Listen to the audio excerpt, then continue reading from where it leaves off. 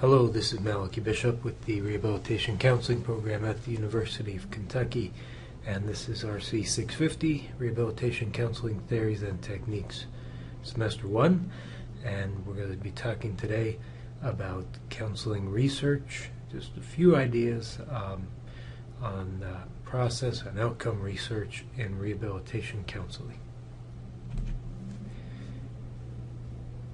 Research on process and outcomes in rehabilitation counseling and counseling in general refers to research that answers the question of does counseling work, which is what we call outcome research, and what is it that works in the counseling process.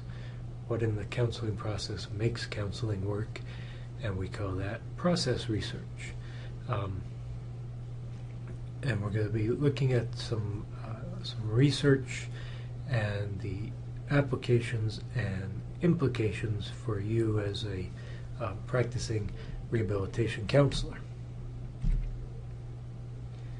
So another way of thinking about that is process and research, process and outcomes research in counseling addresses the question of what is successful.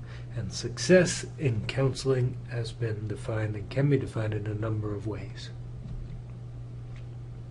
You can define success as the client has achieved some change, some affective or cognitive or behavioral change that they were hoping to achieve. They quit smoking, or they no longer have a fear of flying in airplanes, or they're feeling better about some event in their life, so they came in with a goal to have that sort of change, and they achieved it. In rehabilitation counseling, we generally identify success in terms of employment. We might talk about it as a status 26, income, outcome, or successful vocational rehabilitation outcome. Client satisfaction is another area in which we look at counseling success. Rehabilitation counseling in the state federal program. Each state is required to assess satisfaction with the counseling process and the outcome. Adjustment to disability is another important area that we work in and may base our assessment of whether the process was successful or not. Quality of life, positive change in functional status or physical or cognitive function are all examples of ways that we define counseling success. Why do we care? Why do we ask the question of what is successful in counseling, or is counseling successful? When we first started talking about psychoanalysis being the prevalent theory for the first half, really, of the 20th century, people were actually doing very little empirical research to show that that form of theory actually worked. And then about 50 years ago, people really started paying attention to what is it in counseling that is efficacious, that works.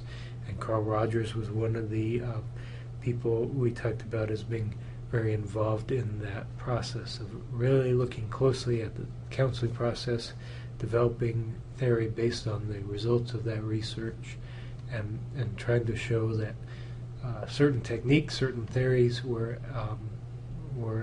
empirically successful. Accountability to consumers. If the consumer, the client, is paying money for this counseling, then we need to be able to show that they're going to get their money's worth.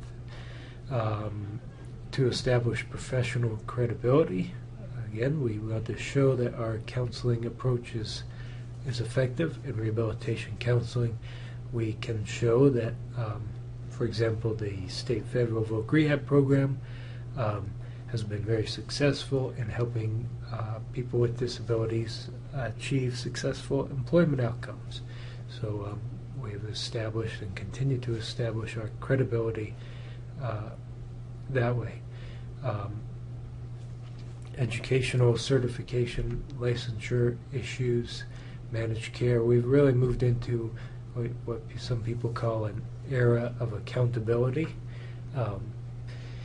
In the managed care environment, insurance companies are only going to pay for practices and services that have been proven to be effective.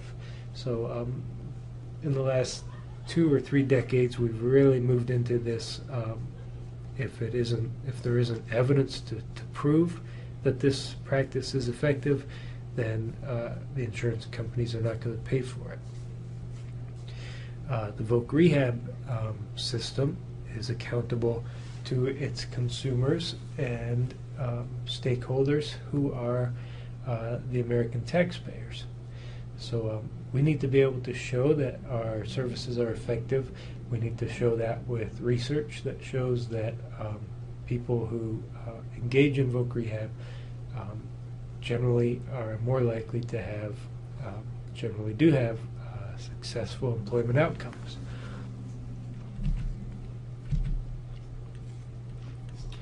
In the 1950s, a large amount of controversy was raised when a researcher named Hans Eysenck looked at the psychotherapy research and said there's evidence that actually psychotherapy does not work. He looked at 24 studies and he concluded, after reviewing these studies, that people who did not seek help got better more quickly than people who received help. So people who didn't get counseling actually got better faster than the people who did. In other words, Eysenck said that spontaneous remission, or getting better without help, was occurring, and the spontaneous remission of psychological difficulties was occurring at about the same rate as improvement due to the effects of treatment. Well, this was a problem, as you can imagine. A lot of professionals were surprised to hear this conclusion, and some researchers decided to have a closer look. In 1977, again in 1980, 2 researchers named Smith and Glass conducted a huge meta-analysis of 475 counseling psychotherapy studies. So a meta-analysis is a statistical analysis where you look at the research studies individually, and you find out the amount of change or the amount of whatever outcome you measured that was there, and it's a way of putting it all together and being able to take a whole lot of studies and put it together in a way that you can make conclusions. So what did Smith and Glass find from these 475 studies? They found, first of all, that a person who's applying for therapy who is at the 50th percentile in terms of well-being, so people who are applying for therapy and right in the middle in terms of well-being, were at the 80th percentile by the end of therapy. So people were getting better. In other words, people who get therapy are better off than 80% of people who need therapy but did not get it. And Smith and Glass really began a process that has continued and continues today of meta-analyses, looking at large numbers of studies. But the big point is that the research has consistently shown that that counseling and psychotherapy generally are more effective than not. Consumer Reports magazine did a large study in 1995 that showed this, but had some other interesting results I wanted to tell you about. They sent out surveys to 4,000 of their readers, and 4,000 respondents sent back the surveys. That's why they're respondents, and they went to some combination of mental health professionals, family doctors, and support groups. So this was a study of basically people seeking mental health help, but we weren't too specific about where that help came from. People went to psychologists, psychiatrists, social workers, marriage counselors, family physicians, and other mental health professionals and other self-help groups. And the results of this large study, most people got better, got a lot better. The longer people stayed in therapy, the more they improved. People who started out feeling the worst reported the most progress. So 43% of the sample found therapy to help a lot, and 44% found it at least somewhat helpful. 87% of those people who were very poor, feeling very poor at the beginning of treatment, felt very good, so-so, or good at the time of the survey. So 90% of the people who started very poor were getting better. 92% of those who started treatment feeling fairly poor. Readers who sought help from a family medical doctor tended to do well, but people who saw a mental health specialist for more than 6 months did much better. So talking to the family doctor was effective, but mental health relationship was more effective.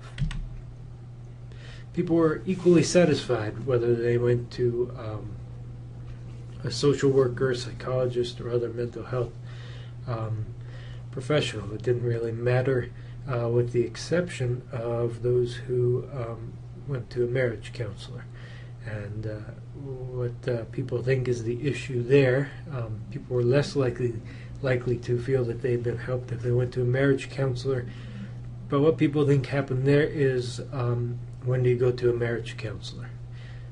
We usually go to a marriage counselor when the marriage is already in significant trouble, and so probably what was happening there is that by the time you go to a marriage counselor, the odds are that it's not going to, well, I won't say the odds are that it's not going to work out, but a lot of those people will probably went to the counselor too late, and as a result didn't get as good as results as they might have if they had gone sooner.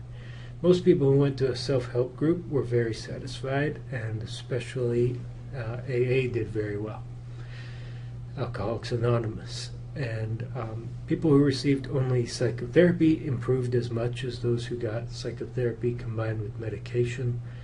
Most people who took these drugs felt they were helpful, but almost half reported significant side effects. I wanted to point out that this is important that you understand that in the case of depression, what we have consistently found, what the research has consistently shown, is that medication is effective and psychotherapy is effective, but what's most effective is a combination of psychotherapy and medication. So the combination works better than either in isolation in general.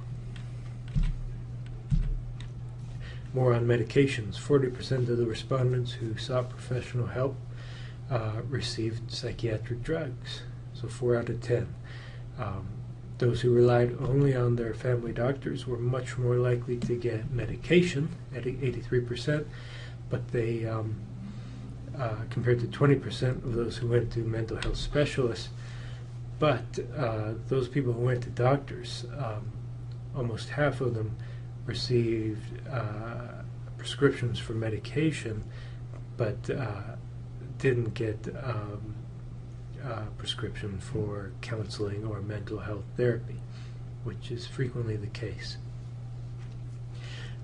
Remember, this was 1995, and I think probably in these days of direct-to-consumer advertising, ask your doctor about using this medication. The commercials that you're seeing and hearing today in 2010, I expect we might even see a higher than 40% of respondents who sought professional help receiving psychiatric medication.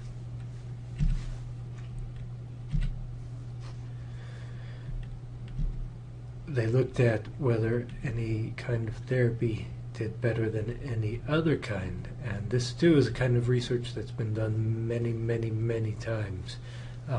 Does cognitive therapy work better than psychoanalysis, work better than person-centered, and so on? All kinds of these studies, and generally what the research has suggested is that one therapy doesn't tend to do better than any other, and this has been referred to as the dodo effect. Everybody wins, and therefore everybody deserves a prize, or must have a prize. And this is something that showed up in this study, and as I said, has been evaluated many times and generally shows up. Generally, no type of psychotherapy seems to work better than any other type when practiced by a person who is competent in that theory. But when you look at effectiveness of a particular therapy with a specific problem, then sometimes you do see differences. In other words, we do know that for certain problems, certain therapies or therapeutic approaches have been found to be particularly effective. We talked about cognitive therapy for depression, for example, has been generally found to be quite effective. And it's important that we are familiar with this idea that there are some therapies, some kinds of techniques that are going to work best for this person with this problem. Okay, moving to outcome research in rehabilitation counseling. Just a couple quick points I wanted you to be aware of. Rehab counselors with master's degrees in rehabilitation or closely related field have been found in across a number of studies to have better outcomes, significantly better outcomes with clients with severe disabilities than counselors who have only a bachelor's degree or who have a master's degree in an unrelated field. And this research, which started to come out in the late 80s and early 90s, was an important factor in the CSPD, the professional development, and the idea that more states are requiring that they either hire or hire and train and pay for people to get their masters in rehabilitation counseling and or become CRCs. The most significant variable in predicting rehabilitation counseling outcome has been, and the most significant variable in predicting any counseling outcome has been the development of a working alliance. And I mentioned the working alliance a couple times in the past and said it is a relationship with certain characteristics. We talked about this when we talked about person-centered theory. Working alliance is a relationship defined as having these characteristics. The counselor and client are cooperating together to help the client change, so that feeling of working together to help the client to solve a problem. There is a perception of a shared responsibility for planning and outcomes. Both the client and the counselor feel responsible for planning and outcomes. There is liking and a sense of trust and a feeling of understanding and compatibility between the counselor and the client. And then fourth, there is a shared commitment to the goals. The process of developing mutually agreed upon goals for change gives the client a sense of the counselor's commitment, and the counselor a view of the client as an equal and collaborating partner. So like with Carl Rogers, necessary characteristics of a counseling relationship, the working alliance is defined in terms of these characteristics. And as I said, research has consistently shown that counselors and clients who have this working alliance relationship are more likely to have positive rehab counseling outcomes. This has been found consistently. This is results from one study. Clients who were employed measured stronger on the working alliance with their counselor than clients who were not at outcome. Clients who were employed and measured stronger on the working alliance had a higher job satisfaction and more positive view of their employment future than clients who did not have that strong working alliance. Among clients who were unemployed, a stronger working alliance was still associated with a more positive view of their employment future. So even for those clients who did not achieve a successful outcome at the end of their counseling relationship, the ones who had a stronger working alliance still felt better about their future opportunities.